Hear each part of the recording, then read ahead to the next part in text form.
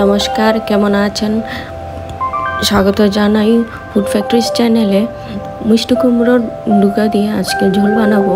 তার জন্য ফুটন্ত জলে হলুদ নুন দিয়ে আলু তারপর মিষ্টি কুমড়োর ডোগাগুলো সেদ্ধ করে নিব ভালো করে। তারপর একটি কড়াইতে তেল গরম করে রাঁধুনি আর কালো জিরা ফোড়ন দিয়ে সবজিগুলো ঢেলে দেব। কিছুক্ষণ রান্না করব।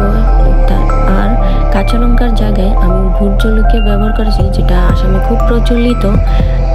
এটা কিছু পরিমাণে টুকরো টুকরো করে কেটে দিয়েছি, পুরোটা দিলে খুব ঝাল হবে।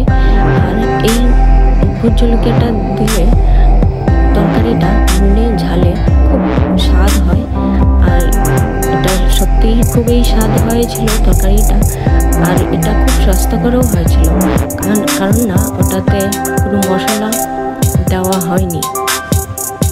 এই ভিডিওটা ভালো লাগলে লাইক করবেন, শেয়ার করবেন, সাবস্ক্রাইব করে বেল আইকনটা প্রেস করে দিবেন। আর কিছু সাজেশন দিতে হলে কমেন্ট করে